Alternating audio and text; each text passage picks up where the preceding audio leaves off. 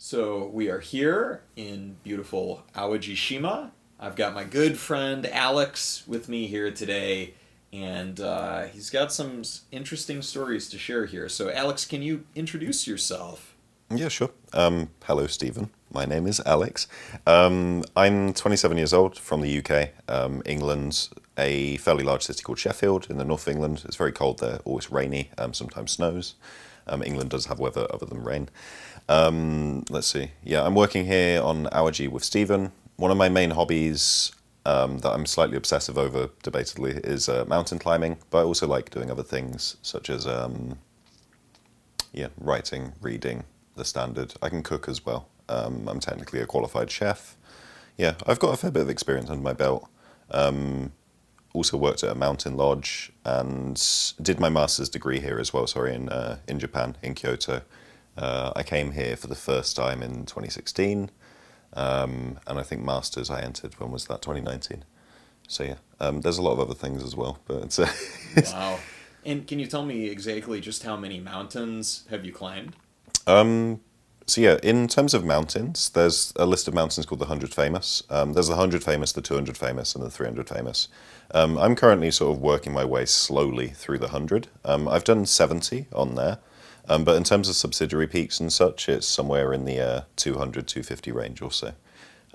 Because if you have one peak, you normally have subsidiary peaks that lead up to it. So if you count those up in total, it's about 200, 250 or so. Wow. That's quite experienced, if I do say so myself. And by the way, for anybody studying Japanese, he reached N1, the highest level, in 3 years. So if you're worrying about it can take a real long time to become fluent, living proof that it doesn't have to take long. I also failed N2 and N1 once each, though, keep in mind. But Yeah, persistence, folks. yeah, Persistence. Inspiration. All right. So, can you tell me, Alex, you had a very, very scary incident, specifically that you almost lost your life yeah, while mountain climbing on one occasion. Can you go into details about that incident, please? yeah, of course.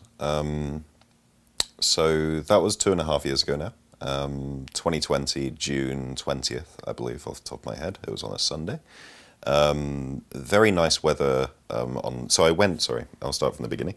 I went out to Toyama Prefecture, which is in the north of Japan, center north, in an area called the Northern Alps. You have the Northern Alps, the Central Alps, and the Southern Alps. So on this time I went to Toyama Prefecture.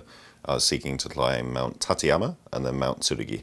Mount Tsurugi means sword, like sword mountain. It looks quite precipitous, very pretty from a distance. So Mount Tateyama and Tsurugi were my two objectives for this one. So I climbed Mount Tateyama on Saturday. No problems at all. Very nice weather. Very nice pictures as well, I seem to remember, and very nice scenes. Made my way over towards Mount Tsurugi Saturday afternoon, sorry, and set up camp on Saturday evening in preparation for Mount Tsurugi the next day on Sunday. So this was in June, but even in June, high altitude mountains above 2.5k meters can get down to, sorry, about sort of 5 or 10 degrees. Sometimes even go as low as 0 degrees. So even in June, which is sort of approaching peak summer in Japan here, it's still very cold. As a result of that, there's still loads of snow as well. And this is quite an important detail that I'll get into a bit later. So wake up on Sunday, the big Mount Tsurugi looming before you in Tsurugi Sawa Valley, where I set up camp. You see it ahead of you. It's still snow-capped in June and such. Very, very pretty. So I set off at about 4:30, 5 o'clock in the morning, and basically made my way up the mountain way over time in retrospect. So normally a one-way trip to Mount Tsurugi from Tsurugisawa takes about 3 hours, 3 hours and a half. On account of the snow and maybe also my own inexperience at the time, it took me 5 hours to get to the peak. So I was there at about 10 o'clock in the morning. And this, I think, is probably where I made one of my biggest mistakes there, was that typically with mountains, when you summit them, you need to take a break. You need to stop and rest. I did not on that occasion because I don't know what was running through my head at the time, but the weather broke or was beginning to show signs of breaking. So it was fairly good weather from sort of 5 o'clock, 6 o'clock, 7 o'clock in the morning. But from about 9 o'clock onwards, as I was approaching the summit, there was starting to get clouds rolling in. And when you approach 3,000 meters, Mount Tsurugi, for reference, is 2,999 meters. At about the 2.8k elevation range, I just sort of noticed clouds starting to form, So I think in my head there was a timer going down that, I need to hurry up with this. As a result of that, when I got to the summit, the mistake that I made is that I didn't really break enough at all. After 5 hours of climbing with intermittent breaks every hour or so, I should have probably spent about 40, 45 minutes there, sitting down, having, late breakfast, albeit quite cold and windy. But I didn't. I spent, I think, 15, 20 minutes there. And in my head, it was immediately, I need to get down. Obviously, with Mount Tsurugi, it's really dangerous in the sense that it has 2 major areas and then 3 other areas on top of that that are marked as quite dangerous on maps. The 2 major sort of instant death areas, if you think of it in terms of game, if you're on Mario and you fall off the wall and insta-die, right? I got past those no problem, because in my head I was like, I have to concentrate here. But then the other 3, I think I just sort of let my guard down. So I passed 1 of 3, and then 2 of 3. And then the third and final one is this mountain called Mount Mae Tsurugi, which is front Tsurugi, right? I'm approaching there, and the clouds are obviously getting worse and worse. And I don't know really what I was thinking. I wasn't really thinking at all, I think, which was probably what one of the problems was. But I slipped through the snow temporarily. So I stepped and lost my footing. So it slipped out beneath me. And there, it all happened very quickly. The next sort of 5 or 10 seconds happened very quickly, I think, looking back on it, because I tried to do a lot of things and failed magnificently at all of them, where I lost my footing and went onto my back. And then I started sliding, because before me was about a sort of 50, 60 meters snowy expanse going downwards at about a 45-degree incline. So at that point, I'm like, oh dear, I'm sliding. So I tried to stick my hiking pole in that I brought with me. And in the action movies that you see with Dwayne Johnson and Jason Statham and such, they'll get these sticks and sort of, and muscle man, and they'll stop themselves and they'll be perfectly fine. So I think that maybe flashed through my head subconsciously at the time, and I tried to do that. And obviously reality is not that kind, and it bounced off entirely, and basically wrenched itself out of my grip as a result of that. So I was then with no means to stop myself. Had nothing on my feet properly at that point because my crampons were messing up to stop myself. So I was just accelerating over the next sort of 5 seconds down this 50, 60 meter slope. Ended up turning round because of the speed that I was going, and ended up going head first. And then the last thing that I remember seeing was a precipitous drop basically ahead of me. You have these beautiful mountains, Mount Tateyama in the distance and such. But I remember distinctly seeing a drop in front of me and thinking, oh shit, this is it, And I think in my head, I sort of resigned myself to that, because I tried everything that I could of sort of clawing at the snow, putting my feet into the snow to stop myself, but it wasn't working. So yeah, I sort of resigned myself at that point and ended up going over the ledge. I fell head first, and I can't say how many rocks there were because it was so quick, but I smashed my head and lost consciousness at that point. It's worth pointing out, actually, I think at that point in my life, 2.5 years ago, so 27 now, 25, that's the first point in my life that I've actually ever lost consciousness, which is really weird to think about, because I've played rugby and such when I was younger, sports where you normally lose consciousness, but yeah, that was the first time, other than hospital sort of surgery stuff, So lost consciousness, and after looking at the incident and the recordings and such afterwards, I was unconscious for 30 minutes at that point. And I woke up, and before me was this very ethereal landscape, very snowy, beautiful, honestly, and it just felt like I was dreaming at that point, So I had this landscape before me thinking, oh, this is really pretty. Wow, this is nice. Because I've had dreams of mountains in the past before. So I was thinking, oh, just another dream sort of thing. But just like whenever anyone wakes up for the first time, after sleeping and such, and realizing, oh, it's probably not a dream, reality slowly sort of creeps back on you, And it came incrementally for me, in the sense that I realized that I couldn't really breathe properly. That my leg wasn't really reacting my right one, so I couldn't really get up. It was sort of contorted under my body in a really strange angle. And then I also remember the feeling of sort of a dripping sensation on my head. And I sort of brought my hand up and touched it, and I sort of also noticed that my right arm was lacerated, so it had been cut and such. I didn't really feel any pain or anything, though. It just felt a bit, oh, this is strange. As I looked at my hand, it was caked in blood, So then I slowly started to piece together in my head that, oh, this is all very strange. Probably not a dream. But at this point, I still didn't really feel anything. It was all very numb. I'm sure any scientific sort of people would point out that that is probably a very obvious indicator of shock. That, I was probably in shock and wasn't really feeling pain at that point because I was adrenaline up to my gills, But I eventually pieced together that I'd probably fallen off a mountain at this point. And I sort of pieced together off the scenery ahead of me because I was coherent enough to do that. It seems that this was probably the Northern Alps. I'm still in Japan, and I'd fallen off Mount Tsurugi. And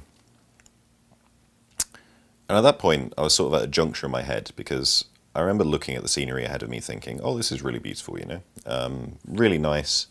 But one other voice in my head was sort of saying to me, almost whispering in my ear, it felt like, oh, you're very tired, go to sleep. Why are you awake? Go to sleep. And it's just constant nagging in the back of your head. Whenever you, continuing that analogy maybe, when you wake up from going to sleep and you're in the morning, it's like, oh, I just want to lie and have another couple of minutes. That sensation. It's really good that I didn't, really, because if I had followed that, then I probably wouldn't be sitting here now. So there was that voice in my head. The other one, if you think of it as the devil and the angel on your shoulder, the angel was sort of saying that, oh, maybe you should try and call for help, because, you've been a bit spot of trouble here. So fortunately, I abided by that and resolved myself, to calling for help in English and Japanese every 20 seconds or so. So, help and then tasukete as well. One thing that I did remember whilst I was doing this, though, was that I only saw 5 people on that day when I was climbing. Mount Tsurugi is normally a really popular mountain in summer and peak season, right? But on that day, on that Sunday, for a weekend, there was only 4 or 5 that I'd come across. Had nice conversations with them, and sort of, very nice conversations, in fact, but not very many at all. So the odds weren't really in my favour. But still, I shouted, I shouted for help. Ended up running my throat fairly hoarse doing it. But after about sort of 5 or 6, maybe even 7 minutes, in my head, the other voice in my head was sort of just nagging at me even more repetitively now. Why are you shouting? Go to sleep. You know that no one's coming for you. Just go to sleep again, you're really tired, you should go to sleep, And it was really frustrating because I sort of found myself questioning, why am I even bothering shouting for help, It's got a point. I'm really tired. I want to go to sleep. It's really pretty. Why don't I sleep here? And I don't know why I continued, really, actually. It's why I continued shouting for help, that is. But it's a really good idea that I did. Because at about the 9 or 10 minutes mark, I was really on the cusp of just sort of packing it in and just closing my eyes again, At the 10-minute mark, though, I didn't have my glasses on at the point, but I noticed 2 very blurry sort of figures above on the ridgeline where I'd fallen.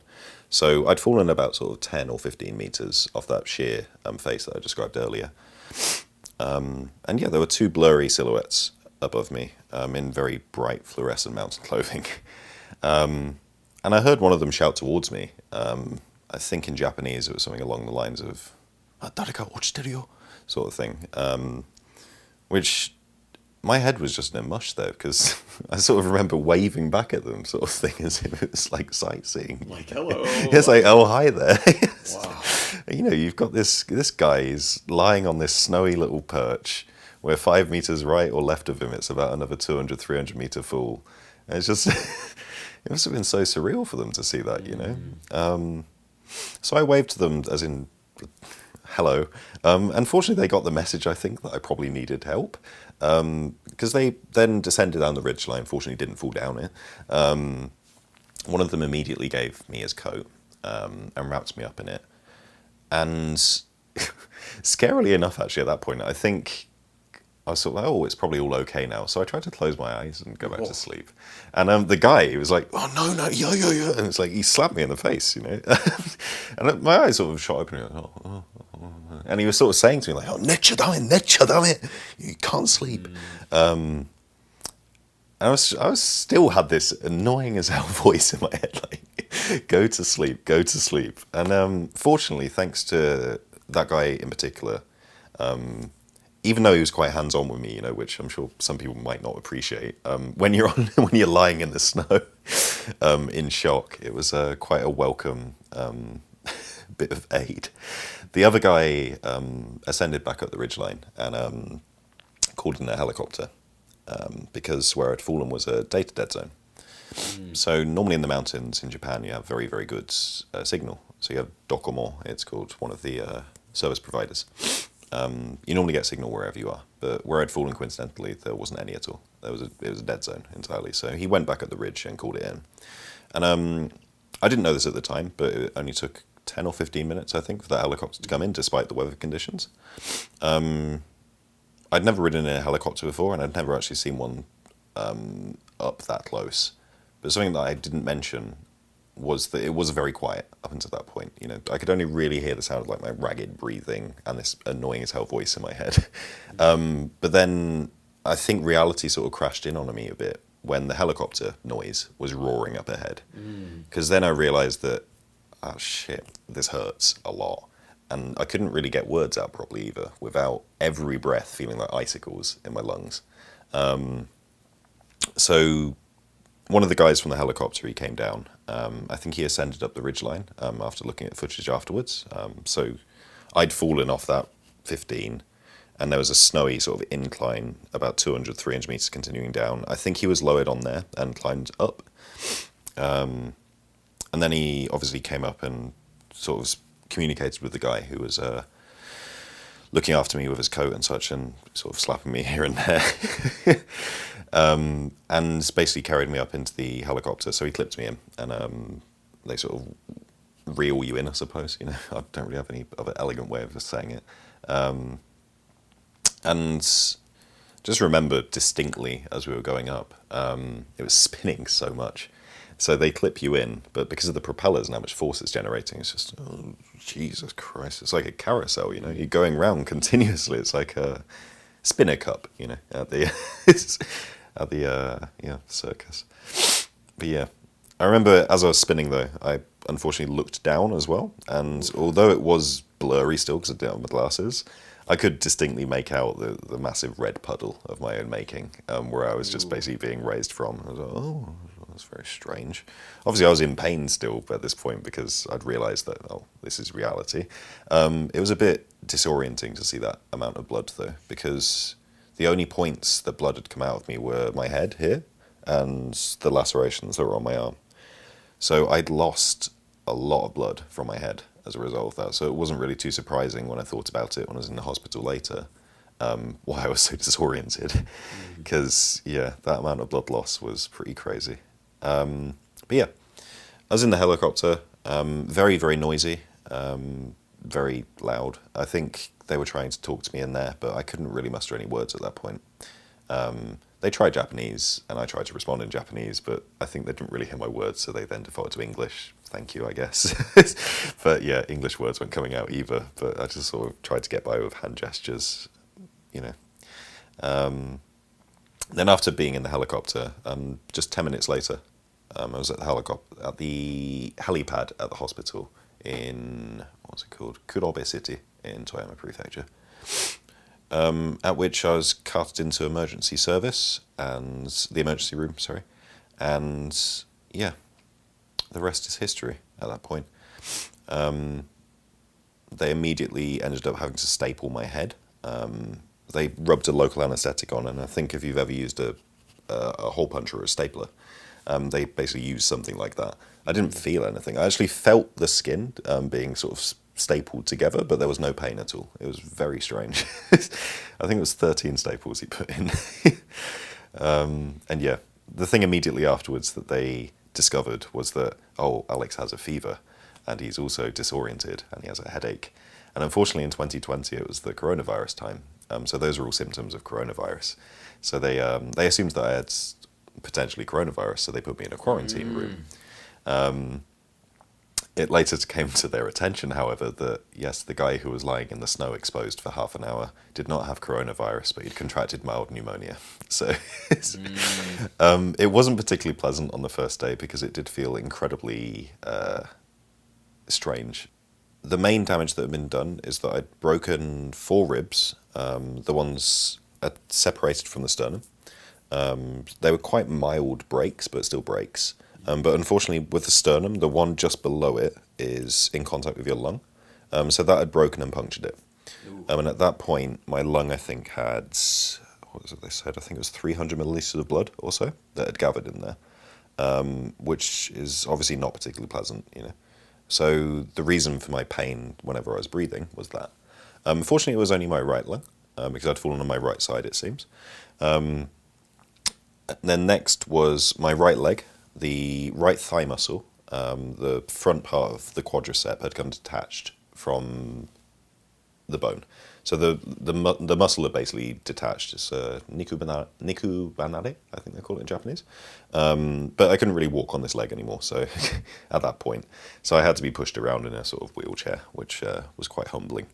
Then the most obvious visible injuries were sort of major lacerations to my right arm from where I'd fallen, and then also the blunt trauma to my head from the, from the rock. They were quite concerned that I might have sort of suffered or contracted brain damage from that, but it seems that I hadn't, which was, you know, quite appreciated. I mean, I continued mountain climbing afterwards, so maybe I had, you know. But yeah, from that point on, I was in the hospital for a week. Yeah, the hospital and recovery itself was interesting, I suppose, is one way of putting it. Again, it was quite lonely though, because I was the only person in my room. There was no one else. It was 6 beds, if you imagine. You go in, you have 1, 2, 3, 4, 5, 6. I was number 5 by the window. And there's no one else in the room. I'd have regular checkups from nurses 3 or 4 times a day. They'd come in and basically keep me drugged up. I also had sort of drip feeds in my arms because I couldn't really eat anything.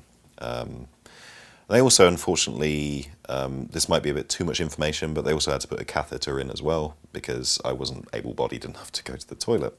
So yeah, all in all, not a particularly pleasant experience. But yeah, in terms of the recovery process itself, my condition with my lung progressively got worse initially.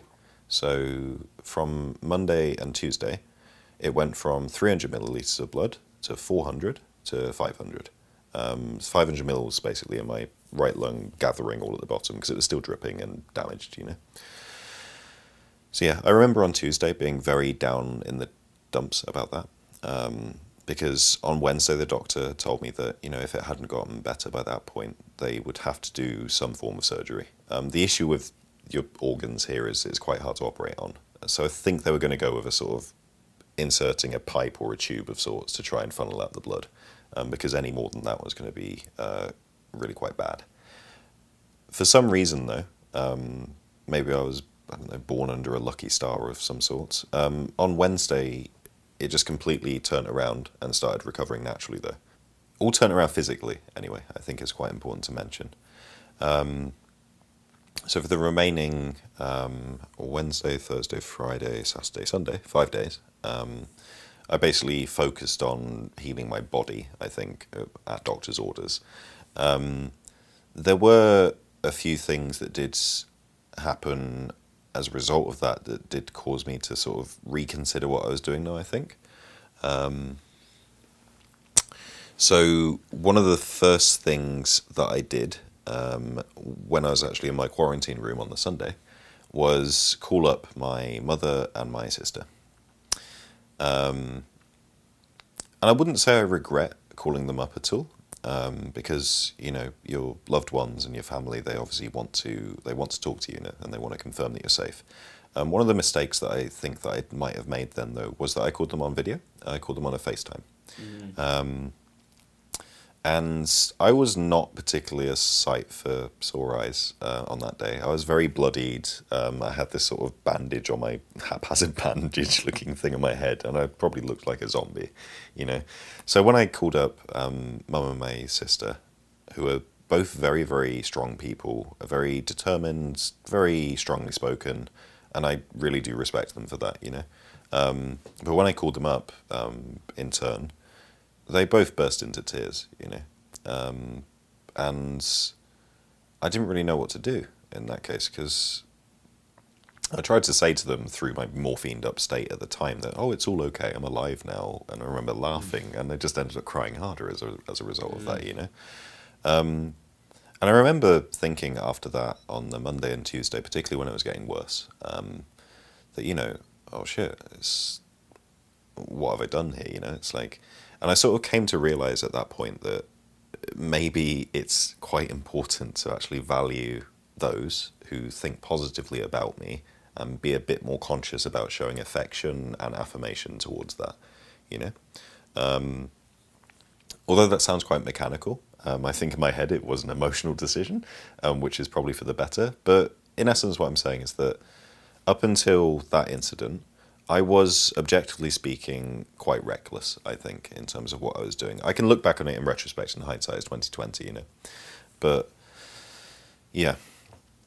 I never really considered what the reaction of my sister, my mother, even my father, what their reactions would be if I died in one of these situations. And I think what I saw from my mother and sister then was a glimpse of what would happen if that happened, So although it was a really, really unfortunate incident and such, I'm quite grateful that it did happen at that stage in my life where it was, although Tsurugi is quite a deadly mountain in terms of mountains in Japan, I'm quite grateful it happened then rather than sort of 5 or 10 years down the line from now, where it could be, say, the Himalayas or any of the American mountains where a similar incident, would more than likely result in death, Other than that, one other thing that is really important, actually, that I failed to mention earlier, was when the helicopter guy was talking to me, there was one distinct moment that I remember that I could utter one word, and that was sorry, or sort of sumimasen, sumimasen, sumimasen. And I'd sort of continuously mutter this or like mumble this towards the guy who was talking to me. And I remember him just sort of, grabbing me by the shoulders then and being like, no, rather than sorry, just say thank you. It's okay. You've done good. Yoku ganbatta na, sort of thing,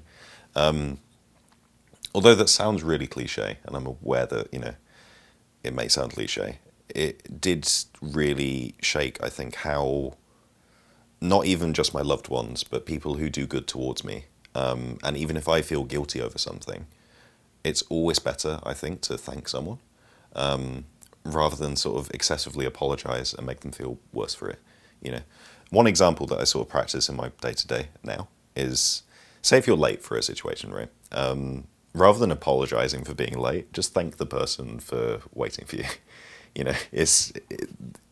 There are things that you can't do, I'm aware. Let's see, say if I hit you in the shoulder right now, I'm not going to be like, oh, thank you for taking that hit, But I hope you get my point, in the sense that not just my loved ones and appreciating that, but appreciating kindness from other people is really important. The reason why I was apologising as well to that guy is that I felt really guilty. I felt really guilty for, forcing these people to come out into this rather unfortunate landscape and having to sort of, rescue me. I sort of felt like a complete burden and baggage because, objectively speaking, at that point I was. Because they had to carry me around like a sack of potatoes, back up into the helicopter, being, bundled up. And even in that situation, someone like that turning around and saying, rather than apologizing to me, thank you, just say thank you, it's fine, It was quite moving, I think.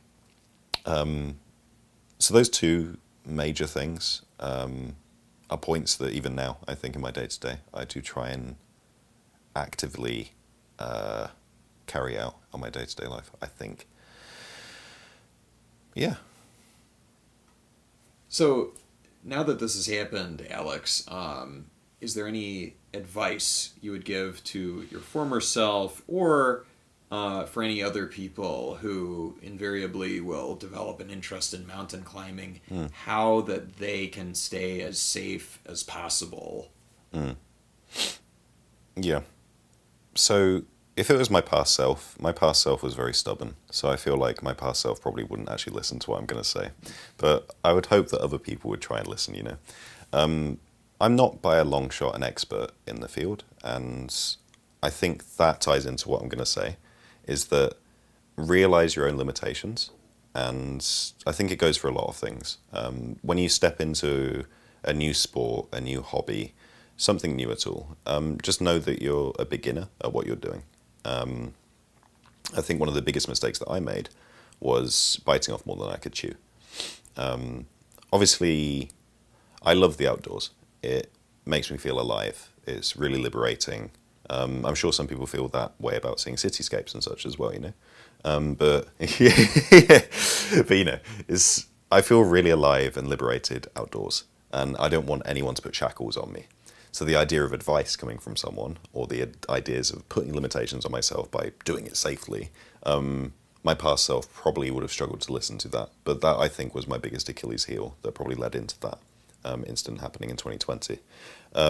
So in terms of solid advice, one of the things at the mountain lodge that I worked at, that I very quickly learnt as well, was that no matter the country that you're in, there's always mountain guides that exist. In Japan, there's a very solid mountain guide association that exists. In America, I know there are, and also in the European Alps as well. There's mountain guides that exist and experts in that field. Relying on them, I'd say, is one of the biggest things that you can do to climb safely. Other than that, knowing your own physical limitations as well, I would say. So it ties into the first mistake that I made in Tsurugi, which is not taking enough breaks anywhere near as much as I should have. So for any mountain, I think it varies person to person how in shape you are and how athletic you are as well, right? But when it comes to mountains where you're sort of, above 2,000 meters, even you could probably say if you're a beginner, above 2,000 meters is actually quite a lot still. But yeah, even above 1,000 meters, I suppose, as a beginner, just try and take a break every sort of 15, 20 minutes for 5-10 minutes. It may be quite frustrating, but I think your body would thank you in the long run. It's one of the things that I repeatedly hear from people who go and climb Mount Fuji as beginners as well, is that they apparently make the mistake of doing it all at once and just sort of taking water on the go, rather than sitting down and sort of, having snacks, relaxing a bit, having a chat with the friends. Yeah. And then finally, this is probably something I could even say to my current self. In mountains in general, going by yourself exponentially increases the chances of accidents or injuries happening. I really like the liberation that solo travel gives, and I'm sure a lot of people can also agree with that as well, that, traveling by yourself is really fun. It's, no one's the boss of me sort of thing, right? But if you're a complete beginner in something, traveling by yourself or trying to do something by yourself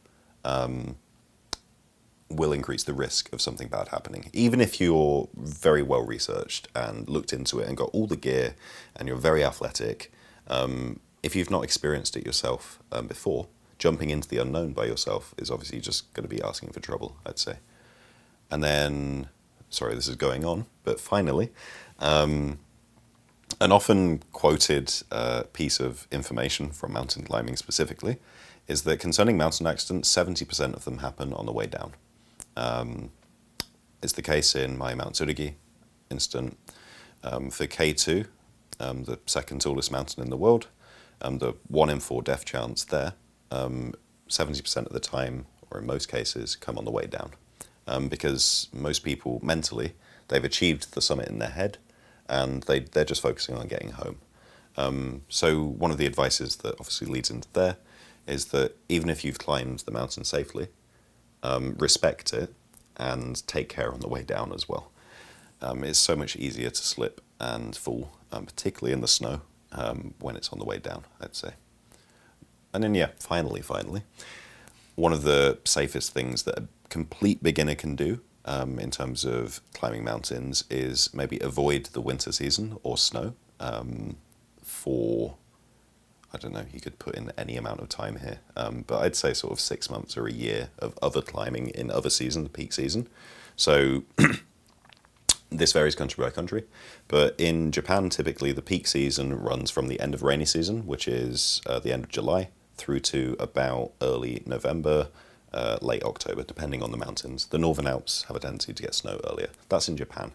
I know that in, say, the Himalayas and so American mountains and European mountains, they vary, and I think they have perma-snow as well. So if you're a beginner, I sort of would hope that you're not going to go and, charge up Mont Blanc or something, But yeah, I'd say that's about it in terms of advice. All right. Well, Alex, thank you for doing this interview here. Oh, that's all right. I'm sure you'll continue to climb many more mountains in the future, and sincerely hoping that you do everything you can that they can be as safe as possible and there are no more horrendous incidents such as hopefully not that one. No, I mean, statistically speaking, rather than falling off a mountain, I suppose encountering a bear would be the next thing, right? So let's hope there's some good bear spray or something available. But I love this guy right here. Don't want anything bad to happen, so just continue being safe, doing what you love, good sir. Thank you very much for having me. Thank you. All right, and thank you for watching, everyone.